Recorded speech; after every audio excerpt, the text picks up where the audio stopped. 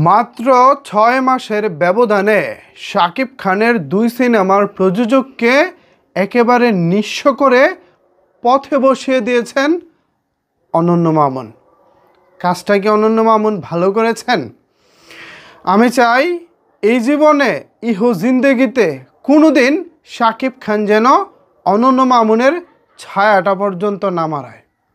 কী করেছে দেখুন অনন্য মামুন। সেই দরদ সিনেমা দিয়ে শুরু। গেল বছরের 15ই নভেম্বর দরদ সিনেমা নানা রকমের নাটকীয়তার পর বাংলাদেশে মুক্তি পায়।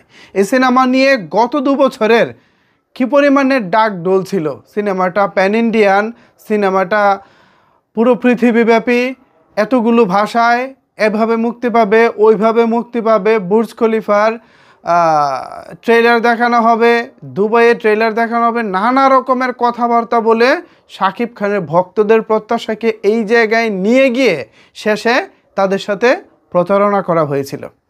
তারপর সিনেমাটা মুক্তি পাওয়ার পর আমরা যেটা দেখেছি, এটা আদত পরিপূর্ণ কোনো সিনেমা ছিল না। সিনেমার নামে জাস্ট আমাদেরকে একটা কোনোরকম একটা খাওয়ানোর চেষ্টা করেছিলেন মামুন, যেটা একদিন পরেই বিফলে যায়। শুক্রবারে সাকিবিয়ান তথা শাকিব খানের ভক্তরা হলে ছুটে গেলেও এরপর দিন থেকেই হারিকেন দিয়ে দর্শক খুঁজে পাওয়া যাচ্ছিল না। দরদ এতটাই করুণ পরিণতিতে ছিল। এরপর বিগ বাজেটের সিনেমা বরবাদ ঈদে মুক্তি পাবে, এটা তো ভাই শাকিব খানের যারা নিন্দুক, শাকিব খানের যারা হেটার্স তারাও জানে, তাই না? এরপরেও কেন অন্তরাত্মা নামক একটি সিনেমাকে এই বরবাদের মতো সিনেমার সাথে নিয়ে আসতে হবে? অন্তরাত্মার যিনি প্রডিউসার জনাবা সোহানা ম্যাডাম, আপনার কি আক্কেল দাঁত হয় নাই না? আপনার আক্কেল দাঁত ওঠে নাই? আমি তো আপনাকে মনে করেছিলাম আপনি যথেষ্ট বিচক্ষণ এবং বুদ্ধিমান একজন মানুষ। আপনি যেহেতু ইউনিভার্সাল গ্রুপের মতো এত বড় একটি কোম্পানির চেয়ারম্যান, সো আপনার তো আরও বুদ্ধিমান হওয়ার কথা ছিল, বা আপনাকে আমরা যেরকমটা ভেবেছিলাম আপনি তো আসলে সেরকম না। মিস্টার অনন্য মামুনের মতো একজন মানুষের কথায় আপনি পটে গিয়ে আপনার সিনেমাটাকে 4 বছর আটকে রেখে শেষ এইভাবে গলা টিপে শেষ করে দিলেন।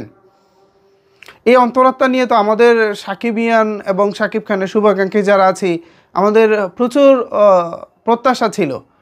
আমরা তো এই সিনেমাটা এইভাবে শেষ হয়ে যাক আমরা এটা চাই নাই।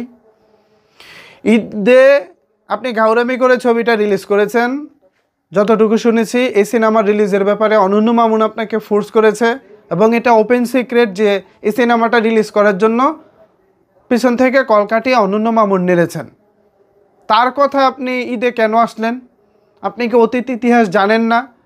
শাকিব খানের পাসওয়ার্ড সিনেমার বিপরীতে নুলুক সিনেমাটা এসেছিল, সে সিনেমার রেজাল্টটা কী হয়েছিল আপনারা জানেন না? অতীত থেকে শিক্ষা নেওয়ার পরেও আপনি কেন এবার বরবাদের সাথে আপনার অন্তরাত্মা রিলিজ করতে গেলেন? স্টার সিনেপ্লেক্স থেকে একদিনে ওয়াশ আউট হয়ে গেছে শাকিব খানের সিনেমা 2025 সালে এসে, এটাও আমাদের দেখতে হয়েছে এই অন্তরাত্মা দিয়ে। ঢাকার বাইরে ভৈরবের মতো একটি স্টেশনে, যেখানে শাকিব খানের পুরনো সিনেমা মার কাট চলে, সারা বছর শাকিব খানের পুরনো সিনেমা দিয়ে হলগুলোকে রানিং রাখে, ঠিক সেই স্টেশনে মধুমতির মতো একটি সিনেমা হল থেকে মাত্র 6 দিনে নেমে গেছে অন্তরাত্মা। ঈদের সিনেমা শাকিব খানের সিনেমা, অন্তরাত্মা নেমে গেছে মাত্র 6 দিনে। এই কলঙ্ক শুধু যে সোহানি ম্যাডামের তা না, এই কলঙ্ক কিন্তু শাকিব খানের ঘাড়েও সেও পড়ে, কারণ সিনেমাটা তো শাকিব খানেরও। তার সিনেমা 6 দিনে হল থেকে নেমে যায়, স্টার সিনেপ্লেক্স থেকে মুক্তির প্রথম দিনে ওয়াশ আউট হয়ে যায়। এই কলঙ্ক আসলে কার?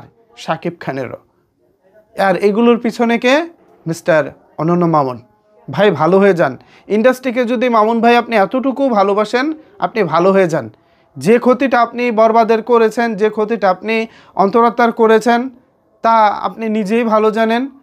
এরকম করলে আপনি তো ইন্ডাস্ট্রিতে আপনার কোনো শক্ত অবস্থান নাই, ভবিষ্যতেও কোনো দিন আপনার শক্ত অবস্থান হবে বলে অন্তত আমার মনে হয় না।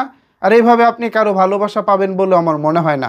অনন্য মামুন ভাই ভালো হয়ে যান প্লিজ। এই গুটি চালাচালি বন্ধ করুন। এই যে প্রযোজকের কতগুলো কোটি টাকা খরচ করে ছবি বানানোটা আপনি ধুলোয় মিশিয়ে দিলেন, এটা আপনি ভালো করলেন না। ভিউয়ার্স, এ বিষয়ে আপনাদের মূল্যবান মতামত জানতে চাই। নিচের কমেন্টস বক্সটা আপনাদের জন্য ওপেন রইল। ধন্যবাদ সবাইকে এতক্ষণ আমার সাথে থাকার জন্য।